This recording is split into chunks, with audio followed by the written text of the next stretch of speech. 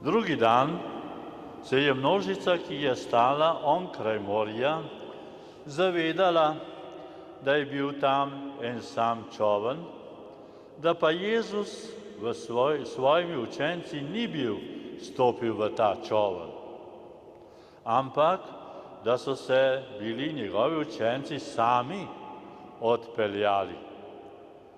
Pripluli pa so drugi čolni iz Tiberije v bližino tega kraja, kjer so bili jedli kruh po Gospodovi zahvali. Ko je množica videla, da tam ni Jezusa in ne njegovih učencev, so stopili sami v čolne, šli v Kafarnaum in Jezusa iskali. Našli so ga onkraj morja in so mu rekli: Učenik, kdaj si semkaj prišel? Jezus jim je odgovoril: Resnično, resnično povem vam, ne iščete me zato, ker ste videli čudeže, ampak ker ste jedli od hlebov in se nasitili. Ne delajte za jed, ki mine, temveč za jed, ki ostane za večno življenje, ki vam jo bo dal Sin človekov. Njega je namreč svojim pečatom zaznamoval Oče Bog. Rekli so mu torej: Kaj naj delamo, da bomo izvrševali Božja dela?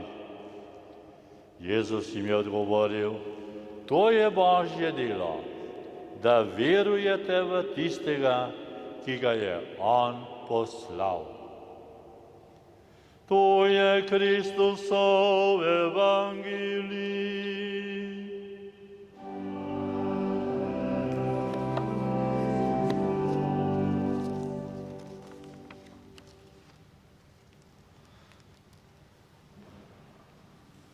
No, danes smo se tudi v apostolskih delih v prvem branju srečali z diakonom svetim Štefanom, ki vemo, da je to bil tudi prvi mučenec katoliške cerkve, da je bil poln ta mladenič svetega duha in da je pričeval, da je šel tudi v boj za Kristusa vstalega proti saducejem in pa farizejem, ki so imeli posebne svoje shodnice, in to so bili libertinci, cirenejci, pa še potem vrhu tega aleksandrijci.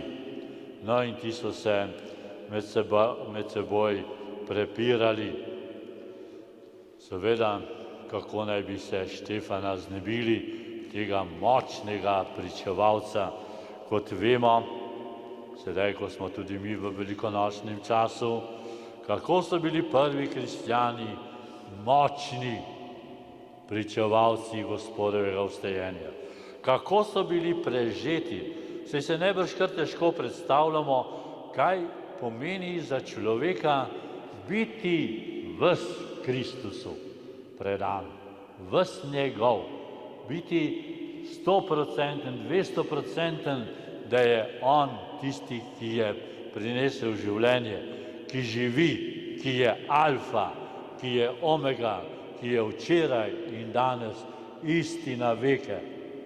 To so bili pričevalci in drugega pričevalca imamo, kot sem ga že omenil, in katerega danes posebej častimo s to daritvijo, svetega Atanazija, ki se je tudi boril po 300 letih potem, po apostolskih časih, tam v Severni Afriki s tistimi Arijanci, ki so trdili, da Božji sin ni Božji, da nima Božje narave in da je to samo popoln človek.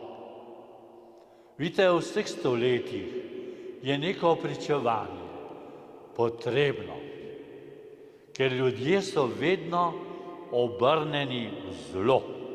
Tu se tudi potem vidi, kako se ta rana izvirnega greha ponavlja.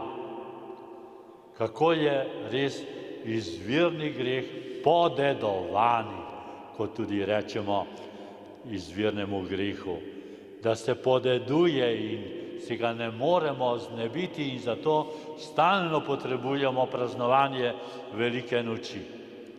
In še enkrat tretjega pričevalca današnjega srečanja, današnjega 2. maja, se spomnimo Petra Pavla Glavarja, ki se je zopet po nekaj stoletjih tudi boril na tej gorenjski zemlji v Komendi in okolici za pravo vero in za umno gospodarstvo. Danes, ki toliko poudarjamo gospodarstvo. Kako bomo preživeli, s kom se bomo hranili, kako se bomo greli.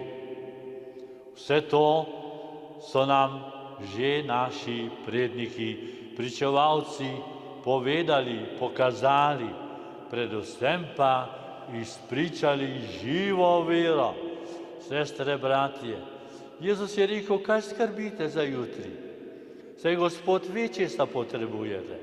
Kje imamo tako vero? Koliko smo še daleč od take vere in take prave velike noči? Poglejte, že 3. velikonočno nedeljo smo obhajali včeraj, ko se je Jezus prikazal ob Genezareškem jezeru in poskrbel apostolom čudovit zajtrk, ki jim je rekel, otročiči, kako je bil domač, kako je bil prijazen, otročiči, pridite in pa jejte. Oni samo gledajo, odkot ta žerjavca, odkot te ribe. No, ribe so potem sami tudi ujeli, čeprav se celo noč prej so matrali, pa niso nič ujeli, ampak so potem tega tujca na obali ubogali, da so vrgli na desno stran. No, to so, sestre, bratje, ti naši pričevalci in zdaj smo mi na vrsti. Hvala Bogu, saj imamo mnogo pričevalcev tudi v današnjih časih. To so razna gibanja, to so razni ljudje, ki veliko molijo. Hvala Bogu za take ljudi, ki so res prežeti s to vero, s temi koreninami, ki so jih nam dali Peter Pavel Glavar, ki je bil tu krščen, prav v tej stolnici. Takrat je bila še mlada stolnica. Stolnico so začeli graditi leta 1701. 1707 je bila že posvečena in so poklicali arhitekte iz Italije in se povsod. In potem včeraj smo praznovali smrtni dan tega velikega kiparja Ropa, ki je olepšal te lepe oltarje po Sloveniji in pa ta vodnjak, kjer je upodobil te 3 slovenske reke, Savo, Krko in, no, kjer je še 3. slovenska reka, ki je upodobljena. Sava, reka, Krka in mislim, da je bila Sotla. No, torej, 3 reke so tam upodobljene kot simbolika slovenskega naroda. No, da ne bomo prišli v zgodovino, mi smo sedaj pri sveti maši, ki imamo tudi namen, da molimo za naš narod, da bi imeli tudi dobrih svetih duhovnikov.